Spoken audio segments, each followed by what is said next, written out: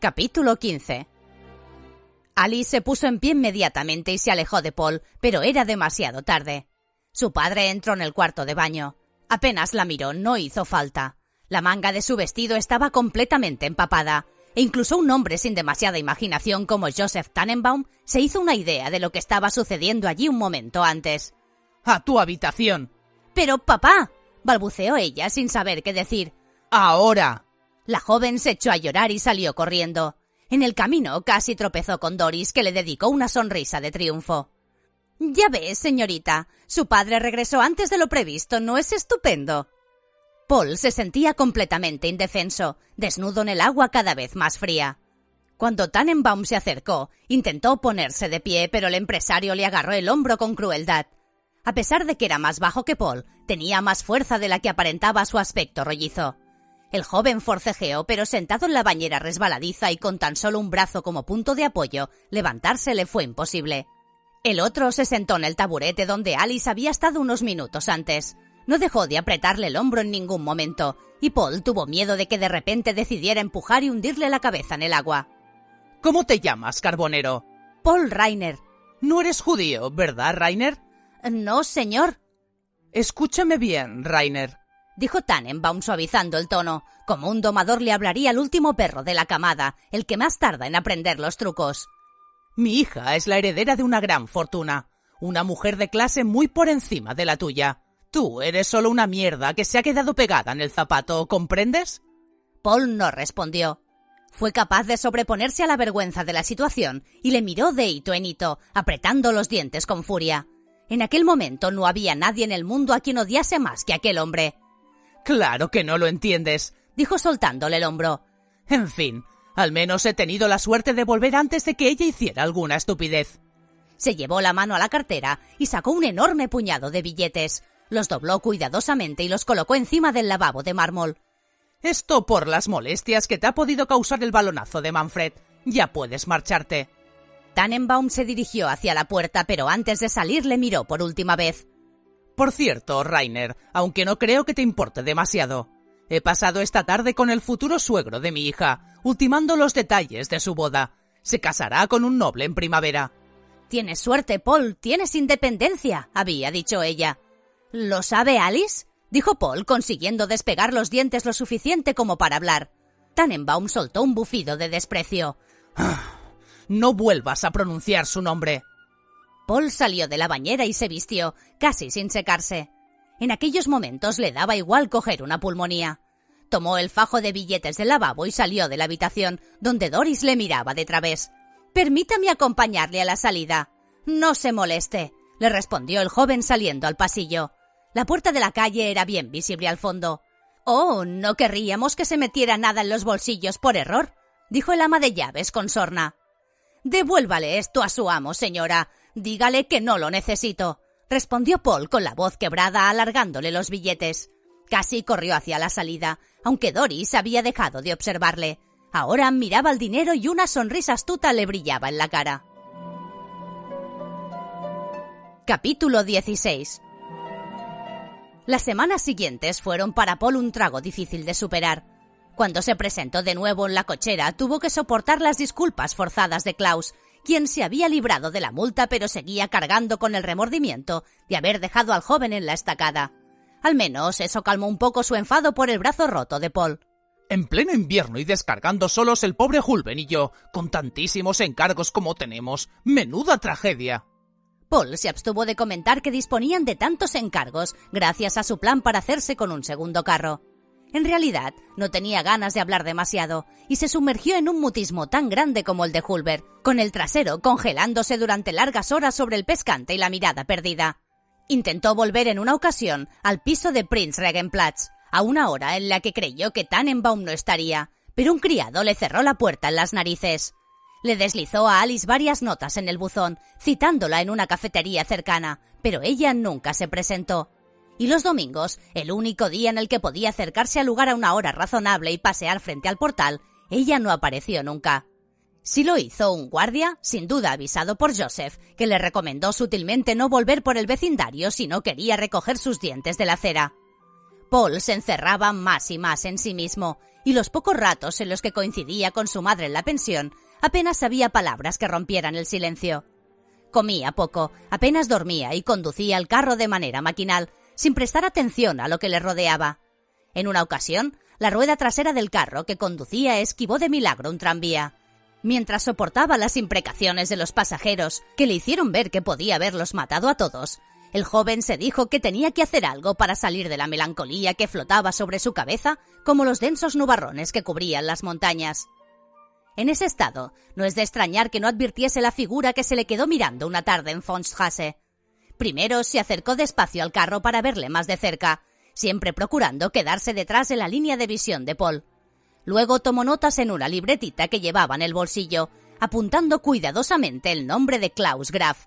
Ahora que Paul disponía de más tiempo y de un brazo sano, los costados de los carros estaban siempre limpios y las letras visibles, algo que mitigaba el enfado del carbonero. Y finalmente, el observador se sentó en una cervecería cercana hasta que los carros partieron. Solo entonces se acercó hasta la finca a la que habían estado surtiendo para hacer unas discretas averiguaciones con el portero. Jürgen estaba de muy mal humor. Acababa de recibir las notas del primer cuatrimestre y no eran nada alentadoras. Tendré que obligar al tarado de Kurt a que me dé clases particulares. Tal vez me haga un par de trabajos de recuperación. Le pediré que venga a casa a usar mi máquina de escribir para que no nos descubran, pensaba Jürgen. Aquel año era el último del bachillerato y se jugaba la admisión en la universidad, con todo lo que ello conllevaba. No tenía especial interés por comenzar ninguna carrera, pero le apetecía pavonearse por el campus y pasear su título de varón, aunque no lo tuviera todavía. Aquello estará lleno de chicas guapas, me las quitaré de encima como si fueran moscas. Estaba en su habitación fantaseando con universitarias cuando la criada, una nueva que su madre se había visto obligada a contratar tras la expulsión de los Rainer, llamó a la puerta. «El señorito Kron viene a verle, señorito Jürgen». «Hágale pasar». Cuando su amigo entró por la puerta, Jürgen le saludó con un gruñido. «Me vienes que ni pintado, amigo. Necesito que eches por mí un garabato a las notas. Si las ve mi padre, se pondrá hecho una furia. Y yo llevo toda la mañana intentando falsificar su firma, pero no se parece en nada», dijo señalando al suelo que estaba lleno de papeles arrugados y emborronados. Kron echó un vistazo al boletín de notas, abierto sobre la mesa, y soltó un silbido de sorpresa. «Vaya, lo hemos pasado bien, ¿eh? Sabes que ese Warburg me odia. Por lo que veo, medio claustro de profesores comparte su antipatía. Pero en estos momentos tu escaso rendimiento escolar no debería importarte, Jürgen, porque traigo noticias. Será mejor que te prepares para la caza». «¿De qué estás hablando? ¿La caza de qué?» Kron sonrió, disfrutando por anticipado del reconocimiento que Jürgen le dedicaría por lo que había descubierto. «De un pájaro que voló del nido, amigo mío. Un pájaro con un ala rota». Capítulo 17. Paul no sospechó en absoluto que algo no iba bien hasta que fue demasiado tarde. El día empezó para él como siempre, con un viaje en tranvía desde la pensión hasta la cochera de Klaus Graf a la orilla del Isar. Cuando llegaba aún era de noche y tenía que despertar a Hulber arrojándole garganta abajo el café hirviendo que traía en un termo. El mudo y él habían hecho buenas migas tras la desconfianza inicial, y Paul apreciaba realmente aquellos momentos antes de rayar el alba en lo que los dos enjaezaban los caballos a los carros y se dirigían al almacén de carbón. Allí colocaban la carreta en la zona de carga, en la que había un canalón ancho y metálico conectado a un enorme depósito, que era capaz de llenar el carro en menos de 10 minutos. Un empleado anotaba las veces diarias que acudían los hombres de Graf a cargar, para que el carbonero liquidase el total semanalmente. Luego Hulber y él se dirigían al primer punto de descarga del día, donde Klaus les esperaba dando impacientes bocanadas a su pipa. Una rutina sencilla y agotadora. Al llegar a la cochera, Paul empujó la puerta como cada mañana. Nunca cerraban con llave, porque dentro no había nada que mereciese la pena robar, como no fuera los arreos de los caballos. Y Hulber dormía a medio metro escaso de ellos, en una habitación con un camastro a la derecha de las cuadras. «¡Despierta, Hulber! Hoy hay más nieve de lo normal, amigo. Tendremos que salir un poco antes si queremos estar en Mushak a tiempo». El mudo no dio señales de vida, pero eso era normal. Siempre tardaba un rato en aparecer. De repente, Paul escuchó piafar nerviosos a los caballos en sus cubículos y algo se le removió en las tripas. Una sensación que llevaba mucho tiempo sin experimentar. Plomo en los pulmones y un sabor ácido en la lengua. Jürgen. Dio un paso hacia la puerta, pero enseguida volvió a quedarse muy quieto. Estaban allí saliendo de todas partes, y se maldijo por no haberlos visto antes. Desde dentro del armario donde guardaban las palas, de los cubículos de los caballos, de debajo de los carros. Eran 7, los mismos 7 que le habían acosado en la fiesta de cumpleaños de Jürgen, hacía una eternidad. Sus caras eran más anchas, más duras. Ya no vestían las chaquetas del colegio, sino gruesos jerseys y botas, una ropa más adecuada para la tarea. «Esta vez no te deslizarás por el mármol, primo», dijo Jürgen señalando irónicamente al suelo de tierra de la cochera. «¡Hulber!», gritó Paul desesperado. «Tu amigo el retrasado está atado en su camastro. No ha hecho falta amordazarle porque es mudo», dijo uno de los matones de su primo. El resto pareció encontrar aquello muy gracioso. Paul se subió de un salto a uno de los carros, mientras los matones convergían sobre él. Uno de ellos intentó agarrarle un tobillo, pero Paul levantó el pie justo a tiempo y lo dejó caer sobre los dedos del que pretendía cogerle. Sonó un crujido y el otro se agarró la mano gritando: «¡Me la ha roto el muy hijo de puta!». «¡Cállate! Ya quisiera ese mierdecilla estar como tú dentro de media hora», dijo Jürgen. Unos pocos se aproximaron a la parte de atrás del carro. Con el rabillo del ojo, Paul vio como otro se agarraba al pescante con intención de subir, pero aún dudando. Intuyó el brillo de una navaja. Le vino a la cabeza como un relámpago, una de tantas situaciones que se habían inventado para el hundimiento del barco de su padre cuando era niño, que se veía rodeado de enemigos por todas partes que lo abordaban. Se dijo que aquel carro al que estaba subido era su barco, y no dejaré que lo aborden.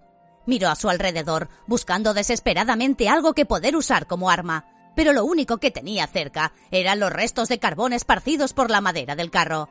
Eran tan pequeños que tendría que tirarles 40 o 50 antes de causarles algún daño. Con el brazo roto, su única ventaja era la altura del carro, que ponía la cara de quien intentase subir a la altura idónea para recibir una patada. Otro de ellos hizo ademán de auparse a la parte de atrás del carro, pero Paul se olió el truco. El del pescante aprovechó para agarrarse fuerte y subir, sin duda para saltar encima de la espalda del joven. Con rapidez, desenroscó la tapa del termo y arrojó el café caliente sobre la cara del que tenía detrás. No estaba hirviendo como cuando una hora atrás lo había preparado sobre la estufa de su habitación, pero sí lo suficientemente caliente para que el otro se llevase las manos a la cara escaldado. Paul cargó contra él y le empujó fuera del carro. El otro cayó de espaldas gimiendo. «¡Mierda! ¿Qué esperamos? ¡Todos a por él!», dijo Jürgen. Paul vio el brillo de una navaja, giró sobre sí mismo un par de veces, con los puños en alto queriendo demostrarles que no tenía miedo, algo que todos en aquella mugrienta cochera sabían que era mentira. Una docena de manos se agarraron al carro por una docena de puntos. Paul soltó pisotones a diestro y siniestro, pero en pocos segundos se vio rodeado.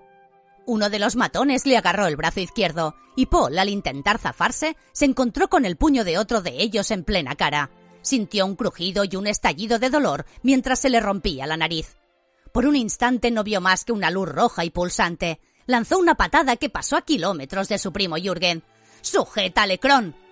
Paul sintió cómo le asían por detrás, por la cintura y por la chaqueta. Se giró, pero fue inútil. En pocos segundos estaba completamente sujeto, con la cara y el pecho a merced de su primo. La férrea presa que le habían hecho uno de sus captores en el cuello le obligaba a mirarle directamente. «Ya no corres, ¿eh?». Jürgen afianzó bien el peso de la pierna derecha y echó el brazo hacia atrás.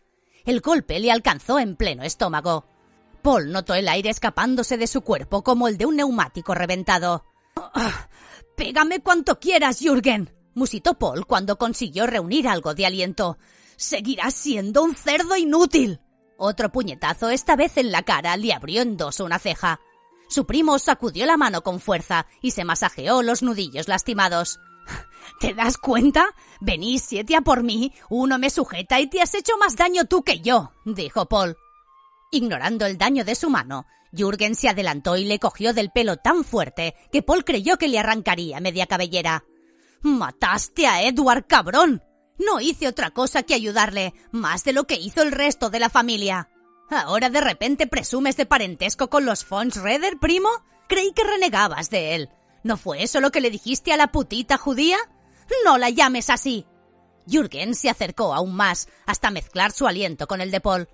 Sus ojos estaban clavados en los suyos, dos sanguijuelas azules dispuestas a beber el daño que iba a causar con sus palabras. Tranquilo, no seguirá siendo una putita por mucho tiempo. Ahora se convertirá en una dama respetable, la futura baronesa von Redder.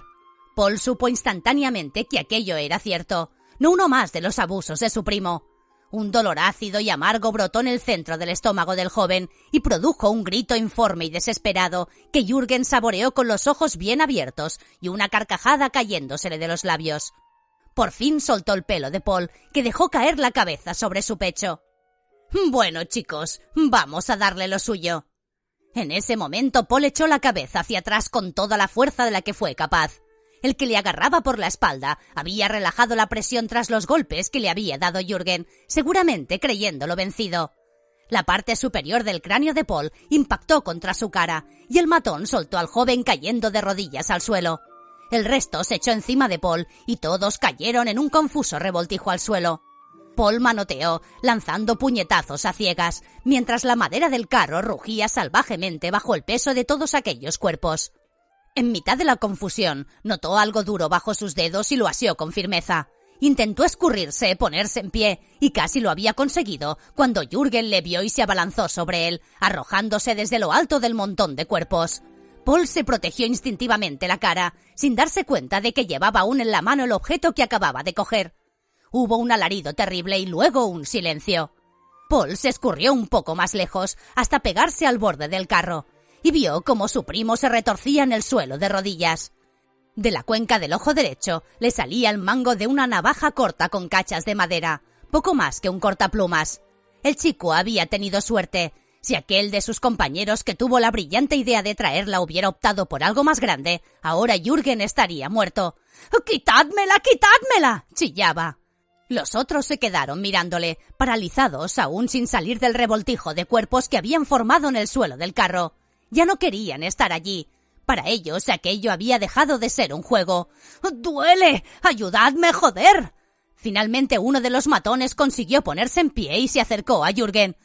«No lo hagas», dijo Paul horrorizado. «Llevadle a un hospital y que se lo saquen allí». El otro le dirigió una mirada mecánica inexpresiva. Casi dio la impresión de que no estaba allí, de que no controlaba del todo sus actos. Avanzó hasta Jürgen y puso la mano en el mango de la navaja para extraerla, pero no contaba con que el herido seguía retorciéndose. Cuando intentó aferrarla, Jürgen dio un brusco e involuntario movimiento hacia el lado contrario, y la hoja de la navaja se convirtió en una pala, arrancando gran parte del globo ocular. Jürgen dejó de gritar y se llevó la mano al lugar donde había estado la navaja un momento antes. «No veo. ¿Por qué no veo?», y se desmayó. El que le había arrancado la navaja se quedó contemplándola embobado, mientras la masa rosácea que había sido el ojo derecho de Jürgen von Redder resbalaba por la hoja y caía al suelo. «¡Tenéis que llevarle a un hospital!», gritó Paul. El resto de los matones se iban poniendo en pie despacio, mirando a su jefe sin comprender lo que había ocurrido. Había ido allí a obtener una victoria sencilla y aplastante, y en lugar de eso había sucedido lo impensable. Dos de ellos cogieron a Jürgen de las manos y de los pies y lo bajaron del carro. Caminaron hacia la puerta y el resto se fue sumando. Ninguno de ellos dijo una palabra. Tan solo el de la navaja se quedó allí, mirando a Paul con una mirada interrogante, y éste se puso en pie. «Adelante, atrévete», dijo rogando al cielo que no lo hiciese. El de la navaja abrió la mano, la dejó caer al suelo y salió corriendo. Paul le siguió con la mirada hasta que desapareció por la puerta y luego se echó a llorar. Capítulo 18.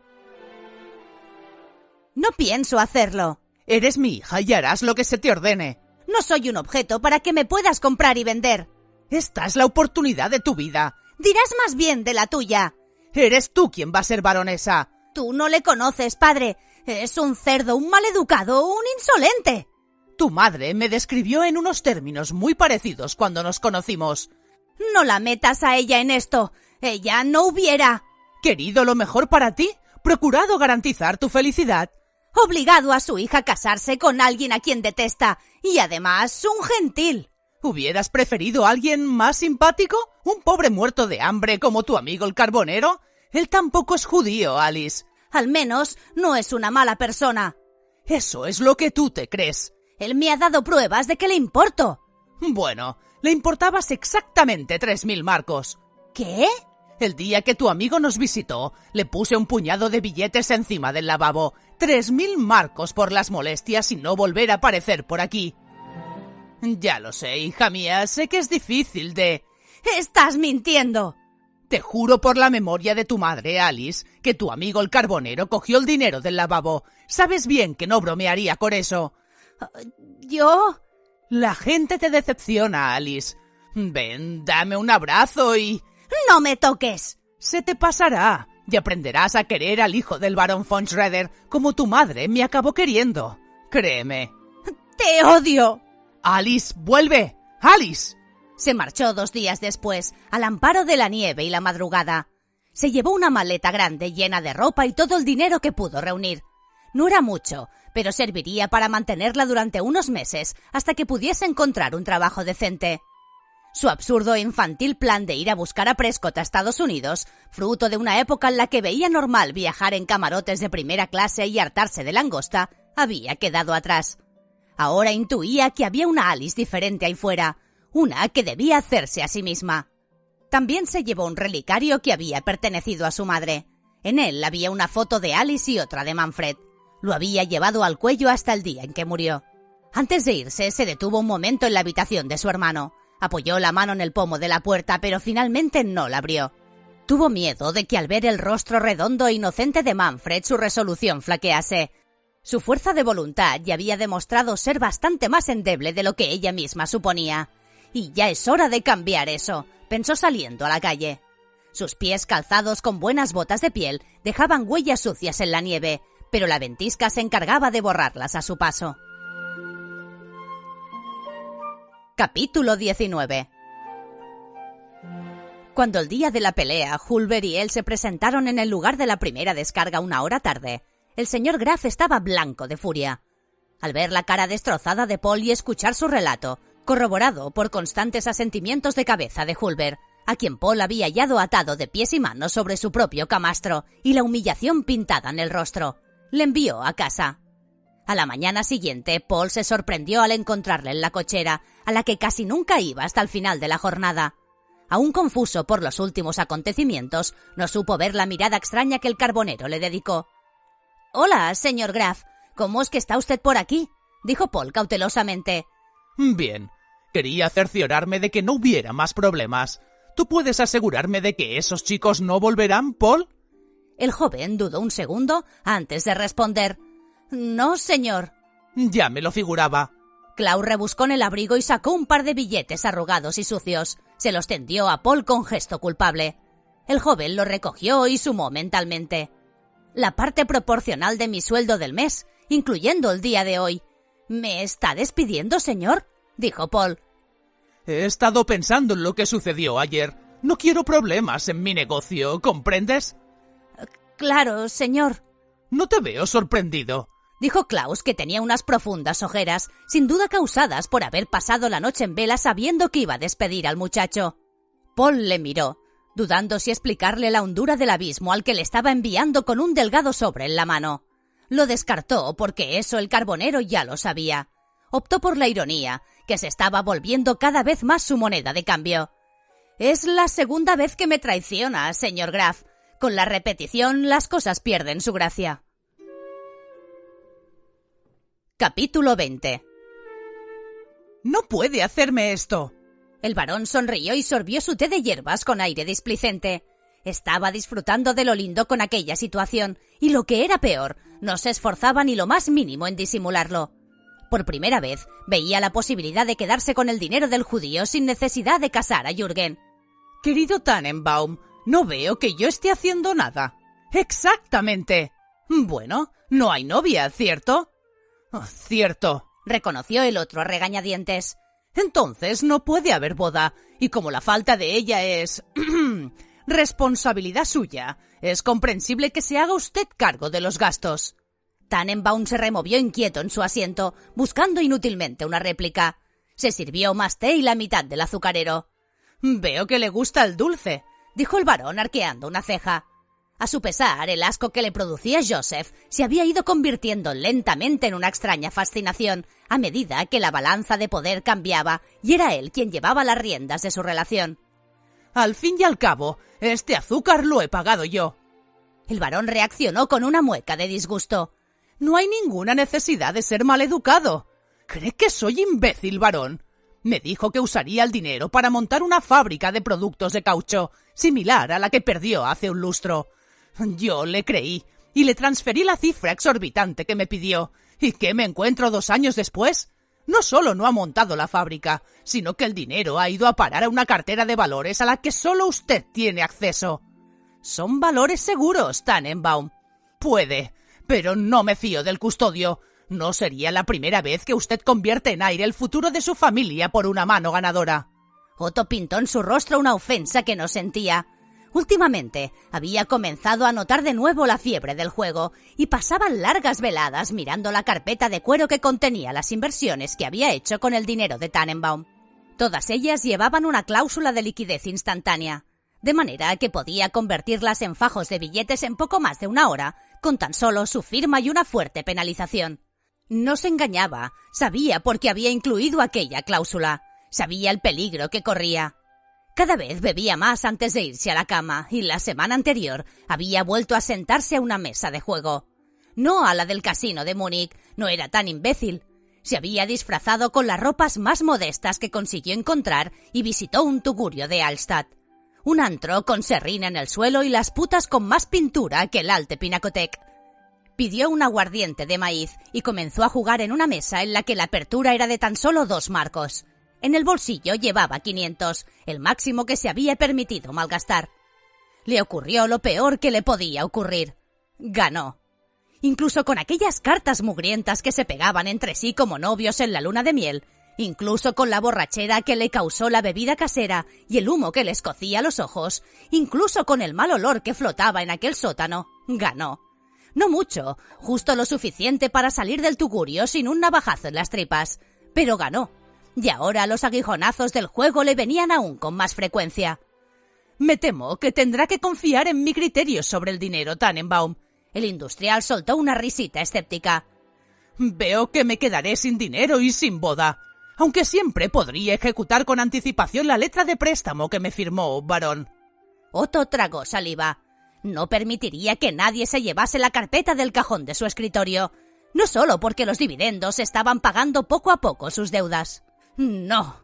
Aquella carpeta, acariciarla, imaginar lo que podía hacer con el dinero, era lo único que le ayudaba a superar las largas noches. Como le dije antes, no hay necesidad de ser maleducado. Le prometí un matrimonio entre nuestras 2 familias, y eso es lo que obtendrá. Tráigame a la novia, y mi hijo estará esperándola en el altar. Jürgen llevaba 3 días sin hablarse con su madre. Cuando una semana atrás fue a recogerle al hospital, el varón había escuchado el relato profundamente sesgado que el joven le hizo acerca de cómo había perdido el ojo.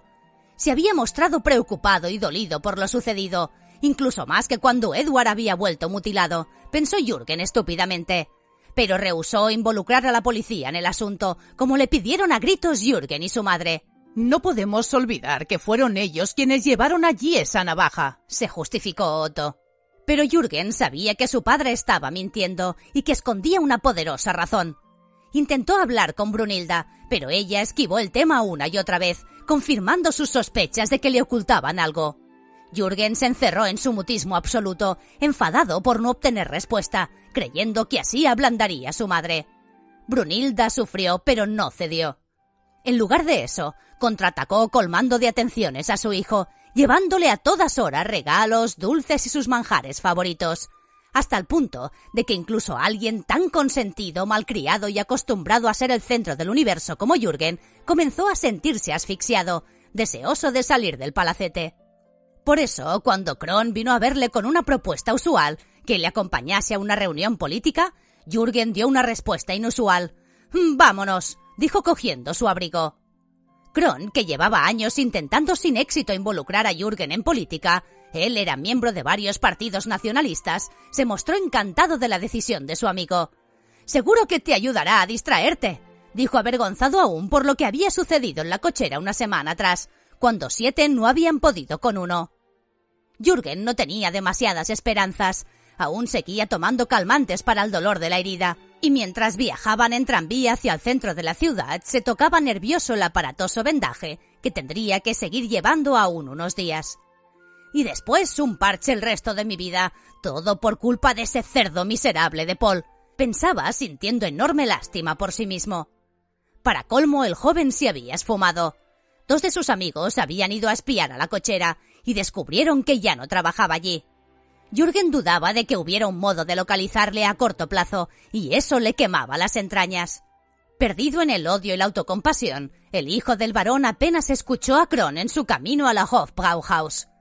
«Es un orador extraordinario, un gran hombre, Jürgen, ya lo verás». Tampoco prestó atención a la magnificencia del lugar.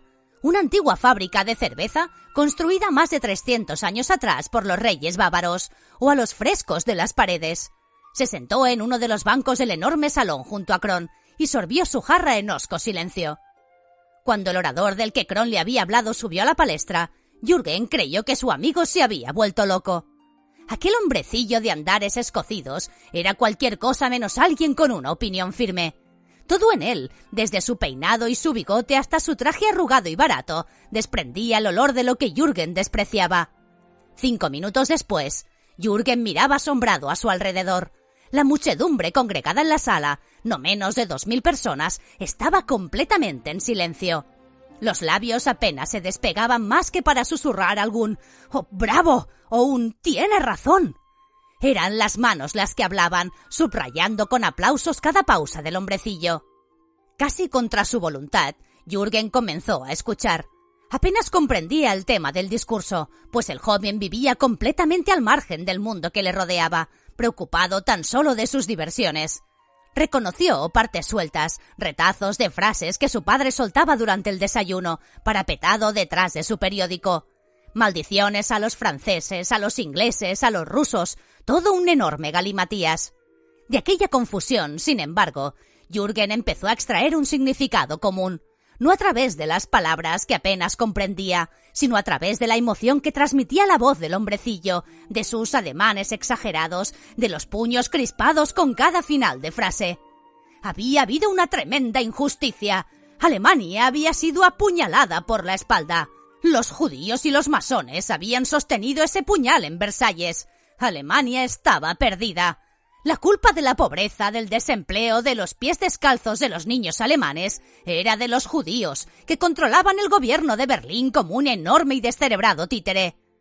Jürgen, a quien no le importaban en absoluto los pies descalzos de los niños alemanes, a quien le traía sin cuidado Versalles, a quien nunca le preocupó nadie que no fuera él mismo, se encontró de pie y aplaudiendo a rabiar al orador al cabo de un cuarto de hora. Antes del final de su discurso, el joven se dijo que le seguiría donde fuera. Tras el mitin, Kron se excusó y dijo que volvía enseguida. Jürgen volvió a permanecer en silencio hasta que su amigo le tocó en la espalda. Venía acompañado por el orador, que de nuevo tenía un aspecto desvalido y pobre, una mirada huidiza y desconfiada. Pero el heredero del barón era ya incapaz de verlo así, y se adelantó a saludarle en cuanto Kron le dijo sonriendo: «Querido Jürgen, permíteme presentarte a Adolf Hitler». Aprendiz, 1923. En el que el iniciado descubre a una nueva realidad con nuevas reglas. Este es el apretón de mano secreto del aprendiz y sirve para que los 2 hermanos masones se reconozcan como tales. Se realiza presionando el pulgar contra la parte alta del nudillo del índice del saludado, que devolverá idéntico el apretón. Su nombre secreto es Boaz, el de la columna que representa la luna en el templo de Salomón. Si un masón tiene dudas sobre otro que se presenta como tal, le pedirá que deletree este nombre. Los impostores comienzan por la letra B, mientras que el auténtico iniciado comienza por la tercera letra, de ese modo, A, B, O, Z. Capítulo 21. «Buenas tardes, señora Smith», dijo Paul. «¿Qué deseaba?» La mujer echó un vistazo rápido a su alrededor, como aparentando que se lo estaba pensando, pero en realidad clavaba la vista en el saco de patatas, en busca de un cartel con el precio. Era inútil. Paul, aburrido de cambiarlos a diario, había pasado a memorizar las cantidades cada mañana. 2 kilos de patatas, por favor, dijo ella sin atreverse a preguntar. Paul comenzó a colocar los tubérculos uno a uno sobre la balanza. Detrás de la señora, un par de niños contemplaban la vitrina de los caramelos con las manos firmemente metidas en los bolsillos vacíos. «El kilo está a 60.000 marcos», dijo una voz rasposa y desagradable desde el fondo del mostrador. La mujer apenas miró al señor Ziegler, el dueño del colmado, pero comenzó a enrojecer visiblemente y no dijo nada. «Discúlpeme, señora, no me quedan demasiadas patatas», mintió Paul, que aquella mañana se había deslomado acumulando sacos y sacos en la parte de atrás. «Y aún tienen que venir muchos clientes habituales. ¿Le importaría que solo le pusiera 1 kilo?» El gesto de alivio de ella fue tan evidente que Paul tuvo que apartar la mirada para no sonreír. «Bueno, tendré que apañármelas, supongo». Paul sacó algunas patatas de la bolsa hasta que la balanza se detuvo en el número 1000. La última, una especialmente grande, no la sacó del todo de la bolsa, sino que la mantuvo en la mano comprobando que el peso del resto era de 1 kilo, y luego la volvió a dejar dentro como al descuido. El gesto no le pasó desapercibido a la mujer, a la que le tembló un poco la mano al pagar y recoger la bolsa del mostrador. Cuando ya se iban, el señor Ziegler les detuvo. «¡Un momento!». La mujer se dio la vuelta, pálida. «¿Sí? Se le ha caído esto a su hijo, señora», dijo el tendero alargándole la gorra al más pequeño. La mujer murmuró un agradecimiento y salió del local a la carrera. El señor Ziegler se dirigió de nuevo al fondo del mostrador. Se ajustó sus pequeñas gafitas redondas sobre su nariz espigada y prominente y continuó frotando las latas de guisantes con un paño suave. El lugar estaba impecable, porque Paul mantenía el colmado muy limpio y nada en aquellos tiempos permanecía en la tienda lo suficiente para coger polvo. «Te he visto», dijo el tendero sin dejar de frotar. Paul sacó el periódico de debajo del mostrador y comenzó a hojearlo. Aquella tarde no vendría más público, pues era jueves y los sueldos de la gente hacía varios días que habían desaparecido. Pero el día siguiente sería infernal. «Ya lo sé, señor». «Entonces, ¿por qué fingías?» «Tenía que parecer que usted no se daba cuenta de que yo le regalaba la patata, señor. Si no, tendríamos que darle una gratis a todo el mundo». «Esa patata irá descontada de tu sueldo», dijo Ziegler intentando sonar amenazador. Paul asintió y volvió a enfrascarse en la lectura. El tendero había dejado de asustarle hacía ya tiempo, no solo porque nunca cumplía sus amenazas, sino porque todo su mal carácter era fachada. Sonrió para sus adentros recordando que hacía 1 minuto Ziegler había metido a hurtadillas un puñado de caramelos en la gorra del niño. «No sé qué diantres encuentras tan interesante en esos periódicos», dijo el tendero meneando la cabeza. Lo que Paul buscaba frenético desde hacía tiempo en los diarios era un modo de salvar el negocio del señor Ziegler. Si no lo encontraba, la tienda quebraría antes de 2 semanas. De repente se detuvo entre 2 hojas del Allgemeine Zeitung. Sintió que el corazón le daba un vuelco. Allí estaba la idea, en un pequeño suelto a 2 columnas, ridículo al lado de los grandes titulares que anunciaban desastres sin fin, tal vez la caída del gobierno. Podría haberlo pasado por alto si no lo hubiera estado buscando. Era una locura, era imposible. «Pero si funciona, nos haremos ricos», pensó Paul. Funcionaría, Paul estaba seguro. Lo más difícil sería convencer al señor Ziegler. Ni en sueños un viejo prusiano conservador como él aceptaría su plan. Paul no imaginaba ni la forma de plantearlo. «Así que será mejor que piense deprisa», se dijo Paul mordiéndose los labios con fuerza. Capítulo 22. Todo había empezado con el asesinato del ministro Gattenau. Es difícil hacerse a la idea de que la desesperación en que se hundió Alemania entre 1922 y 1923, cuando 2 generaciones vieron transformada por completo su escala de valores, habría comenzado una mañana en que 3 estudiantes pusieron su coche a la par del de Gattenau y le cosieron a tiros. Pero así fue. El día 24 de junio de 1922 se plantó la terrible semilla que más de 2 décadas después iba a dejar un balance de 50 millones de muertos. Hasta ese 24 de junio, los alemanes creían que las cosas iban mal. Desde entonces, mientras el país se convertía en un manicomio, solo deseaban quedarse como entonces. Aquel hombre era el responsable de la cartera de exteriores. En una época convulsa en la que Alemania estaba en manos de sus acreedores, aquel cargo era más importante aún que la presidencia de la República.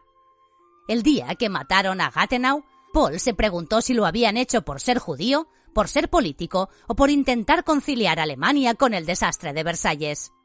Las inalcanzables reparaciones que el país tendría que pagar hasta 1984 estaban sumiendo al pueblo en la miseria, y Rathenau era el único baluarte del sentido común.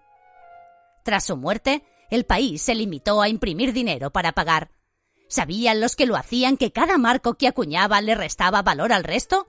Es probable, pero ¿qué otra solución tenían? En junio de 1922, con un marco se podían comprar 2 cigarrillos. Con 272 marcos, $1 americano. En marzo de 1923, el mismo día en que Paul metió al descuido una patata de más en la bolsa de la señora Schmidt, hacían falta 5.000 marcos para comprar un cigarrillo y 20.000 para entrar en un banco y salir con un billete reluciente de $1. Las familias lucharon para mantenerse al ritmo de aquella sinrazón.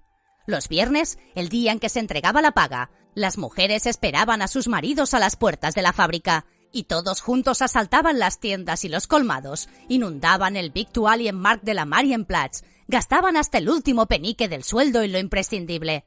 Regresaban a casa, cargados de comida e intentaban resistir. Durante el resto de la semana, se hacían pocos negocios en Alemania.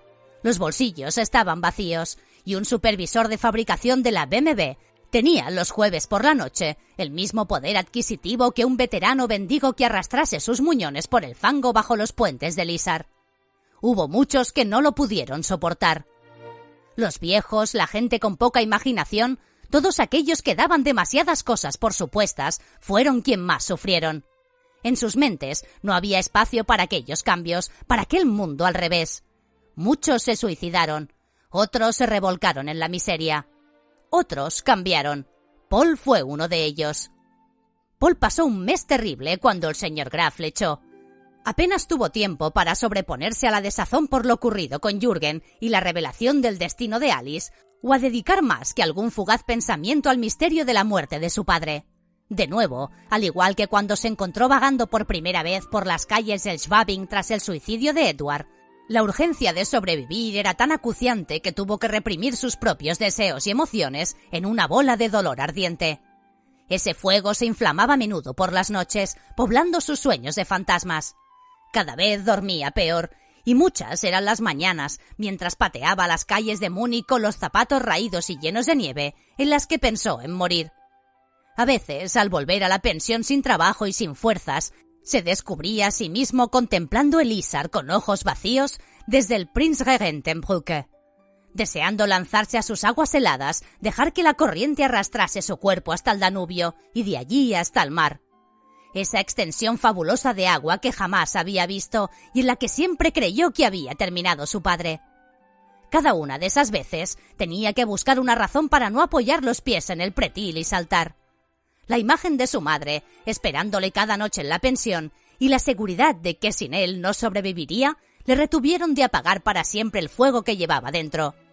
Otras veces fueron las mismas razones que lo hacían arder las que le retuvieron. Finalmente, hubo un destello de esperanza envuelto en muerte.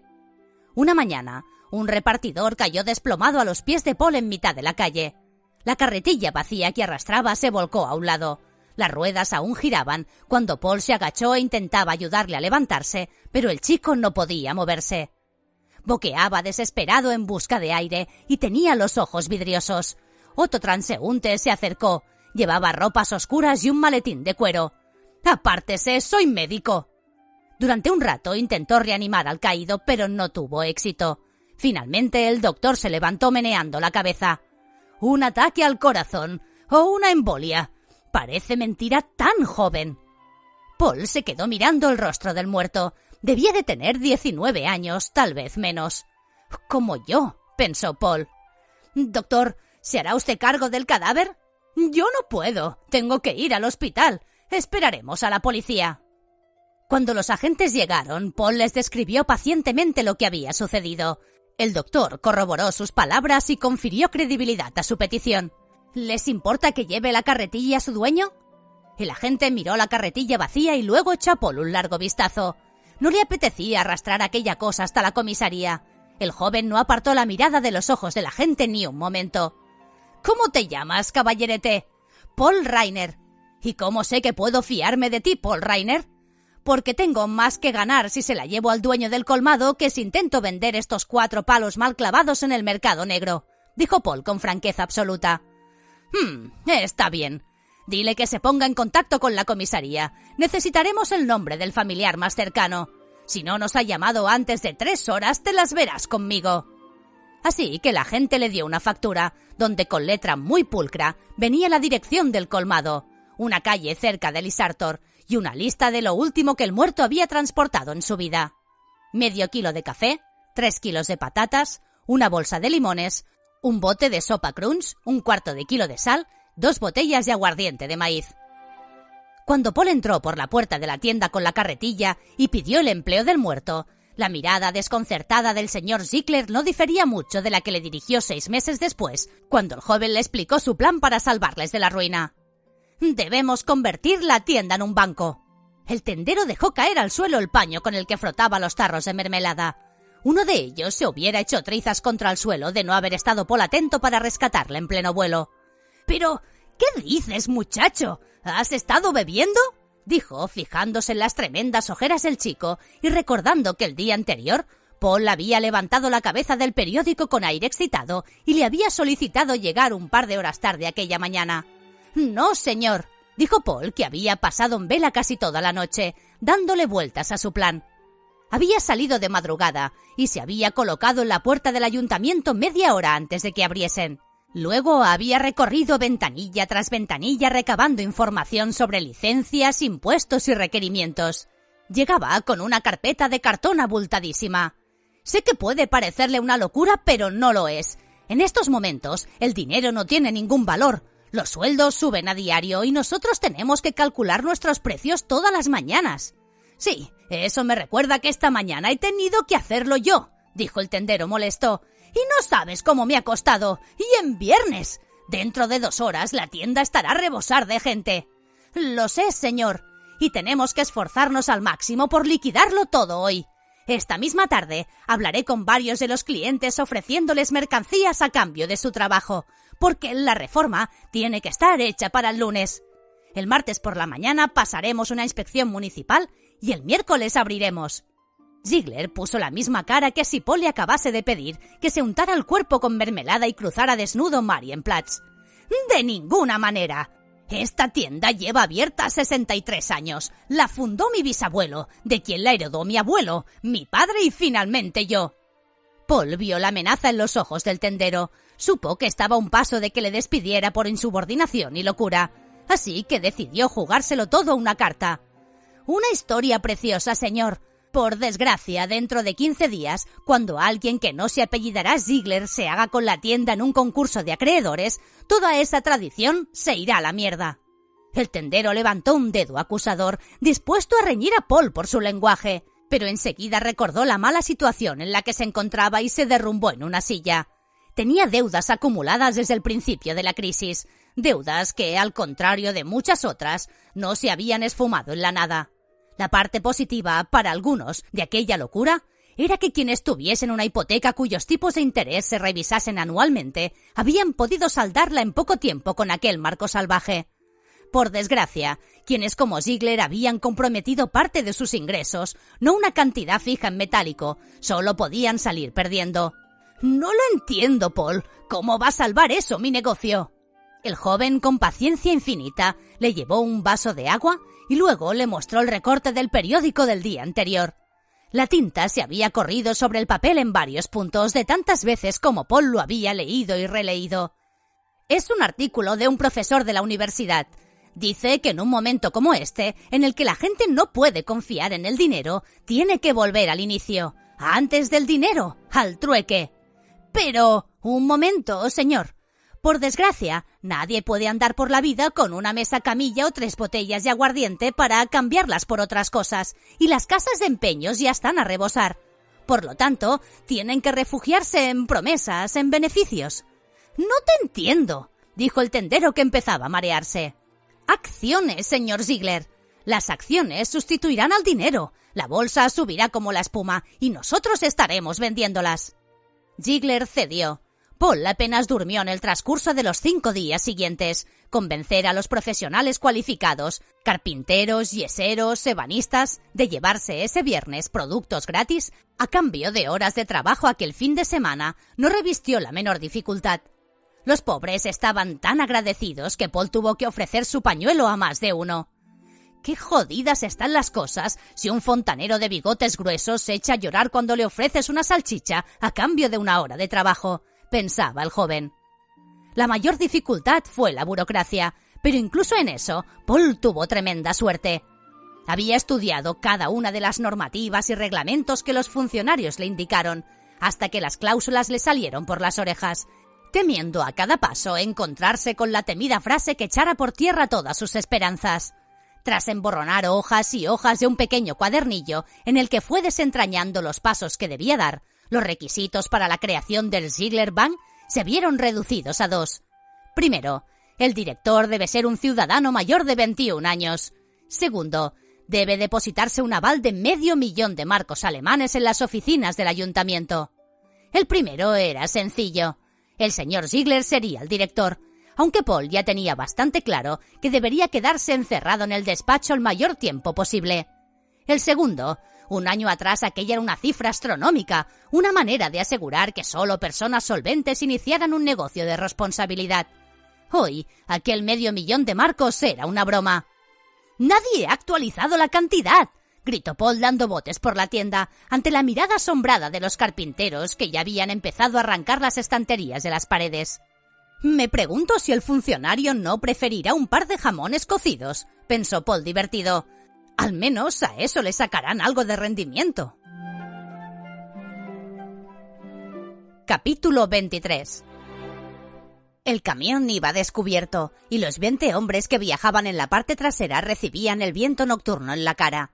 Casi todos guardaban silencio, concentrados en lo que ocurriría en pocos minutos. Las camisas pardas apenas protegían contra el frío, pero eso no importaba, ya que dentro de poco iban a desentumecerse a gusto. Jürgen se agachó y comenzó a golpear el suelo metálico del camión con la porra. Había tomado esta costumbre en su primera salida, cuando aún sus compañeros de batallón le miraban con escepticismo. Las SA, las tropas de asalto del partido nazi, era un lugar para endurecidos excombatientes, gente de las clases más bajas, que apenas podía leer un párrafo en voz alta sin tartamudear. La aparición de aquel joven atildado, el hijo de un varón nada menos, les produjo una inmediata sensación de rechazo. Cuando Jürgen empleó el suelo del camión como un tambor por primera vez, uno de los compañeros le señaló con el dedo. «¿Estás mandando un telegrama a la baronesa, novato?» Todos los demás rieron con malicia. Aquella noche había sentido vergüenza. Esta, en cambio, al comenzar a golpear el suelo del camión, todos los demás se apresuraron a seguirle. El ritmo era lento al principio, cadencioso, marcado. Los golpes estaban perfectamente sincronizados, pero según el camión se acercaba a su objetivo, una taberna próxima a la estación de tren de Hauptbahnhof, el ritmo iba aumentando hasta convertirse en un repiqueteo acelerado y ensordecedor que les llenó a todos de adrenalina. Jürgen sonrió. Le había costado ganarse su confianza, pero ahora sentía que tenía a todos en la palma de la mano. Cuando, casi un año atrás, asistió por primera vez a un discurso de Adolf Hitler e insistió a un secretario del partido para que rellenase allí mismo su adhesión a la NSDAP, su amigo Kron no cabía en sí de gozo, pero su decepción fue grande cuando días después Jürgen solicitó el ingreso en las SA. «¿Qué diablos tienes tú que ver con esos gorilas pardos? Tú eres inteligente, podrías hacer carrera política. Y ese parche en el ojo, vertiendo los rumores adecuados, podría ser tu carta de presentación. Podríamos decir que lo perdiste defendiendo el Ruhr». El hijo del varón no le hizo caso. Había actuado motivado por un impulso irracional, pero a nivel subconsciente, su acción tenía una gran lógica. Le atraía la brutalidad inherente de la rama paramilitar de los nazis, su orgullo de grupo y la impunidad para la violencia que éste le ofrecía. Un grupo en el que no había encajado al principio, convertido en blanco de insultos y burlas como varón cíclope o mariquita tuerto. Acobardado, Jürgen dejó de lado la actitud de matón que usaba antiguamente con sus amigos del colegio. Aquellos eran hombres duros, de verdad, y hubieran cerrado filas inmediatamente si él hubiera intentado algo por la fuerza. En lugar de eso, conquistó su respeto poco a poco, demostrando en cada mitin propio y ajeno su falta de escrúpulos. Un chirrido de frenos se impuso al violento golpeteo de las porras. El camión se detuvo con una sacudida brusca. ¡Abajo, abajo! Los camisas pardas se apelotonaron en la parte trasera del camión. 20 pares de botas negras pisotearon los adoquines empapados. Uno de los SA resbaló en mitad de un charco de agua sucia y Jürgen se apresuró a ofrecerle el brazo para levantarse. Había aprendido que este tipo de gestos le hacían ganar puntos con sus compañeros. El local frente a ellos no tenía nombre, tan solo la palabra taberna pintada sobre la puerta, con un sombrero bávaro de color rojo dibujado a un lado. El lugar era a menudo empleado por una sección del Partido Comunista para sus reuniones, y en este momento se estaba llevando a cabo una de ellas. Más de una treintena de personas se encontraban dentro, asistiendo a una conferencia. Al escuchar el ruido de los frenos del camión, varios de ellos levantaron la cabeza, pero ya era demasiado tarde. Aquel lugar no tenía puerta trasera. Entraron en fila haciendo todo el ruido posible. Un camarero se cubrió tras la barra aterrorizado, mientras los que encabezaban el grupo tomaban jarras y platos de las mesas y los lanzaban por encima del mostrador, sobre el espejo y los anaqueles repletos de botellas. «¿Qué hacen aquí?», preguntó un hombre bajito, seguramente el dueño de la taberna. «Venimos a disolver una reunión ilegal», dijo el jefe del pelotón de las SA, adelantándose con una incongruente sonrisa. «Ustedes no tienen ninguna autoridad». El jefe del pelotón levantó la porra hasta la cintura y golpeó el estómago del hombre, que cayó al suelo con un gemido. El otro le propinó un par de patadas más antes de volverse a sus hombres. Todos juntos. Jürgen pronto se puso en cabeza. Siempre lo hacía así, para en el momento crucial dar un discreto paso atrás y dejar que otro fuese el primero en cargar, o en llevarse un balazo o una cuchillada. Las armas de fuego estaban prohibidas en aquella Alemania, a la que los aliados habían despojado de sus dientes, pero muchos veteranos de guerra conservaban su pistola de reglamento o un arma arrebatada al enemigo. Formando hombro con hombro, avanzaron hacia el fondo del local. Los comunistas, muertos de miedo, hicieron acopio de todo lo que pudieron reunir y se lo fueron lanzando. El compañero que marchaba al lado de Jürgen recibió el impacto de una jarra de cristal en plena cara y se tambaleó. Los que marchaban tras él le sujetaron, y otro ocupó su puesto en primera fila. «¡Hijos de puta! ¡Y tachopársela a vuestro Führer!», gritó un joven ataviado con una gorra de cuero, tomando en las manos una banqueta. Estaban a menos de 3 metros, a tiro del mobiliario, y Jürgen eligió ese momento para simular un tropezón y dejar pasar al que iba detrás. Justo a tiempo. Varias banquetas surcaron el espacio entre el grupo de la taberna y los camisas pardas. Se oyó un gemido, y el que acababa de ocupar el lugar de Jürgen se desplomó hacia adelante con la cabeza abierta. «¿Listos?», gritó el jefe del pelotón. «¡Hitler y Alemania!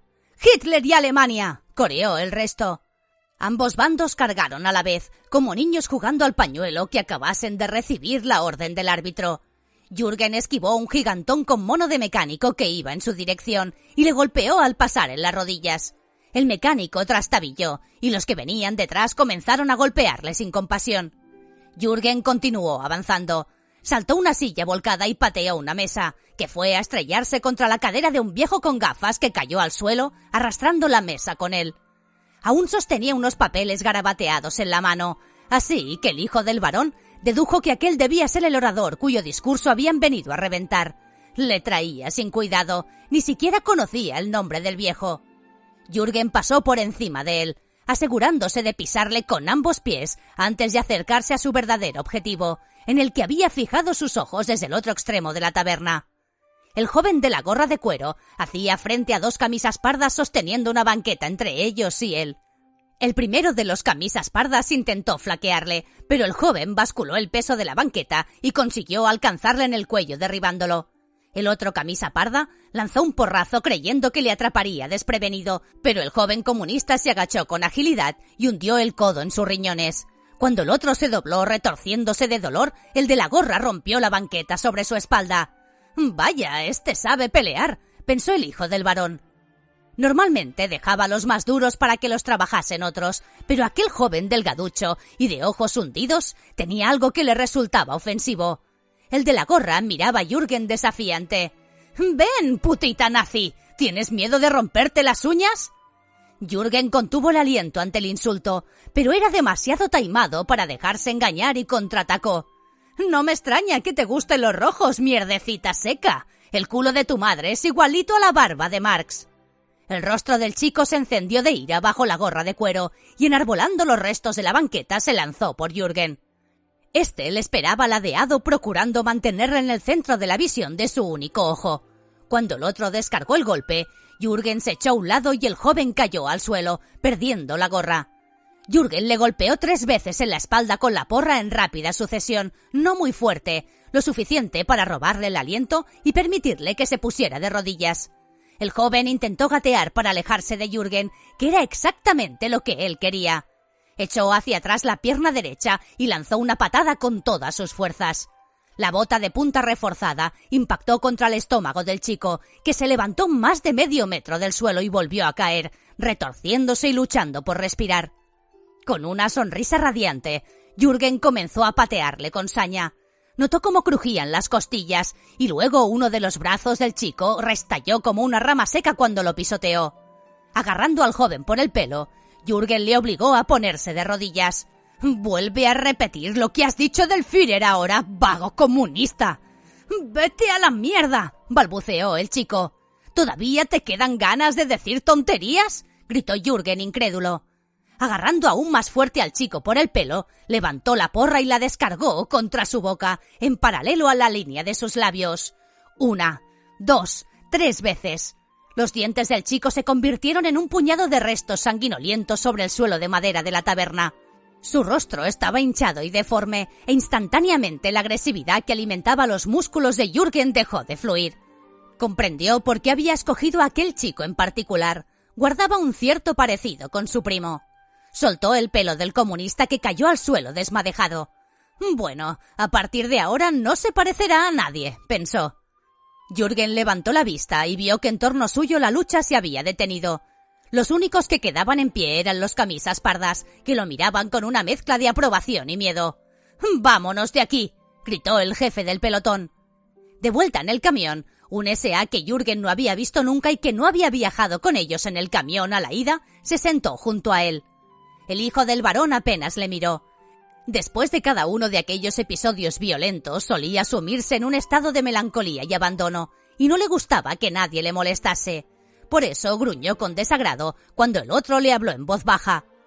«¿Cómo te llamas?» «Jürgen von Schroeder», respondió a regañadientes. «Así que eres tú. Me han hablado de ti y he venido hoy adrede para conocerte. Me llamo Julius Reck». Jürgen se fijó en que había sutiles diferencias en el uniforme del otro. Llevaba una insignia con una calavera y unas tibias cruzadas, y una corbata negra. ¿Para conocerme a mí? ¿Por qué? Estoy formando un grupo especial. Gente con agallas, habilidad e inteligencia, sin escrúpulos burgueses. ¿Cómo sabe que yo tengo esas cosas? Te he visto moverte ahí adentro. Lo has hecho con astucia, no como el resto de la carne de cañón. Y luego está la cuestión de tu familia, claro. Tenerte a ti nos dará prestigio, nos separará de la chusma. Hable claro, ¿qué pretende? Quiero que te unas a mis Sturmtrupp, la élite de las SA, que solo responderá ante el Führer.